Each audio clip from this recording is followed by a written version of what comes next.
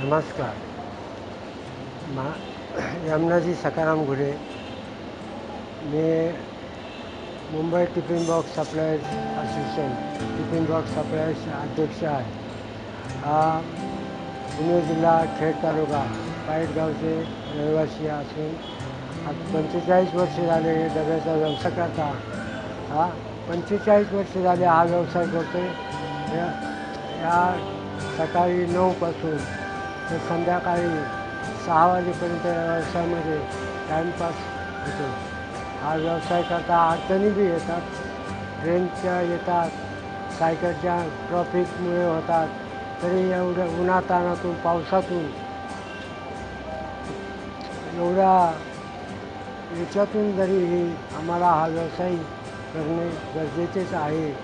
आणि हा कारण गावी आमची जमीन असूनही त्यामध्ये ह्या निसर्गामुळे कमीच जर पावसाची वेळ नाही आली तर हे मुंबईत आम्हाला करावे लागेल. हा 45 वर्ष धंदा व्यवसाय करीत असताना कित्येक संकट आली, पण ह्या संकटांना सुद्धा ह्या डबेवाल्यांनी तोंड दिलेले आहे. ह्या मुंबईमध्ये 5,000 डबेवाले काम करतात आणि 2 लाख डबे पोहोचवतात. ह्या उन्हातान्हातून पावसातून हा व्यवसाय आम्ही कधी कोटीनेही कष्टाने करीत आहे.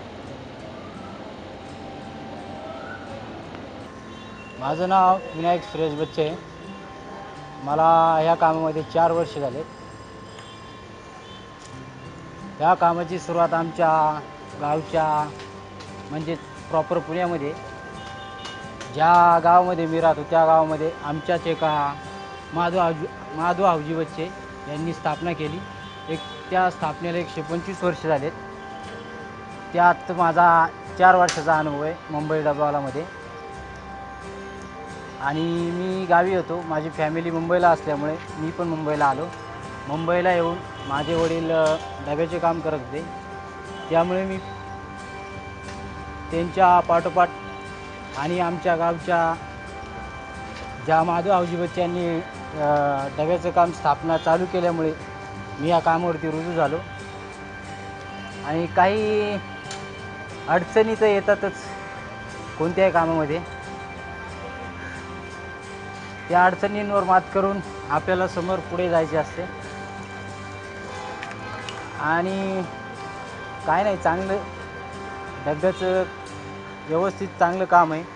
दुसऱ्या कामापेक्षा आम्हाला हे काम चांगलं वाटलं, त्यामुळं आम्ही ह्या ठिकाणी सेटल झालो. माझं नाव बळीराम आंध्रे.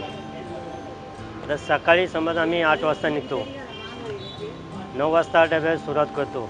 ते पण सायकलवरती करतो. म्हणजे आणि काय अडचणी आल्या समज तरी पण आम्ही सायकलवरती जाताना डबे काढतो. आणि जास्त असा त्रास झाला तरी पण आमचे मुकदम असतात, मोकळे असतात, त्यांना बोलवतो. जास्त म्हणजे आम्हाला प्रॉब्लेम झाला आहे तर मग ते येऊन आमची डबे काढतात. काही जेवून घेतात. आता डबा लेट पोचला तरी पण ते म्हणतात आम्ही जेवून घेतला, डबा वापस घेऊन जातो. अशी काही अडचणी येतात तरी पण ते समजून घेतात. अशी